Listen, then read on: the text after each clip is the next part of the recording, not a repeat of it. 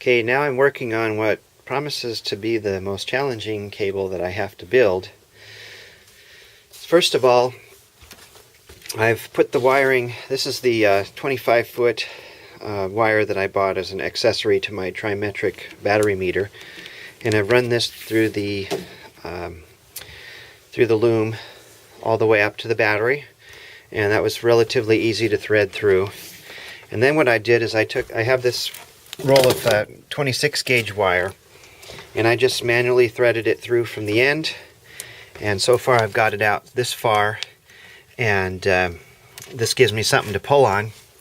So now this is my inverter on-off switch, and it's going to mount to the wall right here above my thermostat and next to my battery meter. That's going to go right there.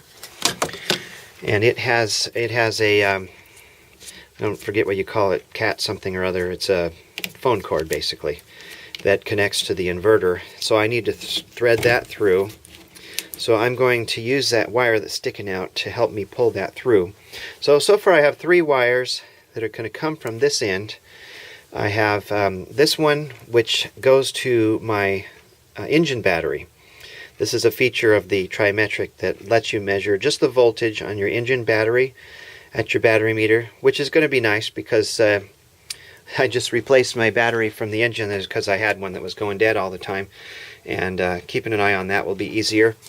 And of course this here will measure, will let me measure both voltage and amperage current, which is going to be really important in monitoring how much capacity I have. So these 3 things are going to come from this wall, and they're going to go through underneath, basically following the route of the solar cable that I brought down through the wall. It's going to go underneath the furnace, and then it's going to go in here. So you can see the cable that goes down into the floor right there. And so I'm going to have those 3 wires going down that far. And then see the hole that I've drilled but have not yet put a cable in. That comes in from my solar controller, and I'm going to have 3 wires coming in, no actually 4 wires coming in from there, and then I'm going to try to make them join the other wires in this cable and hopefully get all 7 of those wires to go down the same hole. We'll see if that's possible. And this is where I'm at with my solar controller so far. I've got it mounted here in this nice little nook, and I've still got it open. I've got most of the wires are connected. I've got all my PV wires, that is the wires to the panels, are all connected. They're currently not powered right now because I have the breaker off, but all I have to do is throw that breaker and I should have power coming down from the solar panels. Then I just have one obvious wire missing here, the battery minus.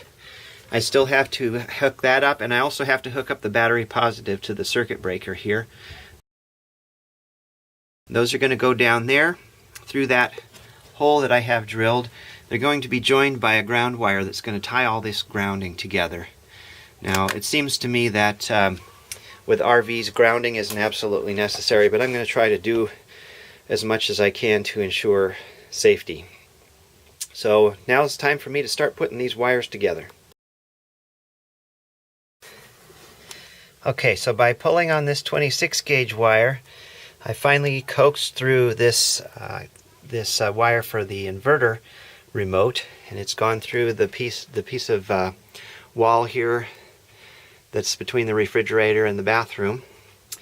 And so now I've got these 3 wires going through, and I'm going to continue to pull this through and continue to use this 26 gauge wire to kind of help me pull everything forward, and hopefully that'll get it up to that part where I've got that hole in the floor.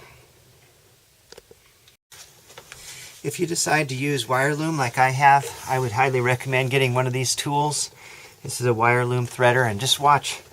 All you do is pull it through and the wire just feeds in just like that. It's so easy, and I would highly recommend using that. It saves a lot of time getting that wire into the loom.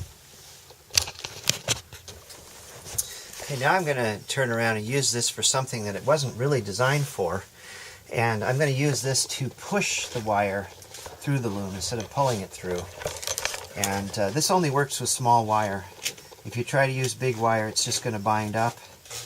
But for my purposes here, it should work pretty well, because what I want to do is I want to get this wire to go through ahead to this loop that's sticking out at least, and then I can do the same thing, and it kind of gets it through those tough areas, and then it'll serve as a pilot wire for me to get the bigger wires through.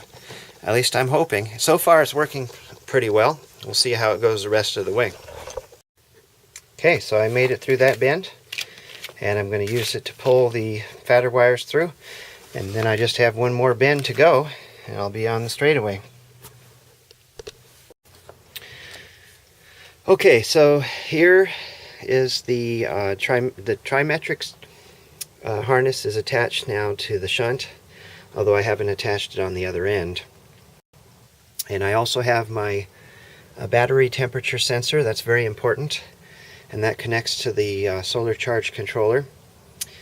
I have my solar charge controller wired, both the negative and the ground wire, and also have wires to the inverter and the battery charger that I haven't hooked up yet, but they're ready. And I put my fuse into the fuse holder,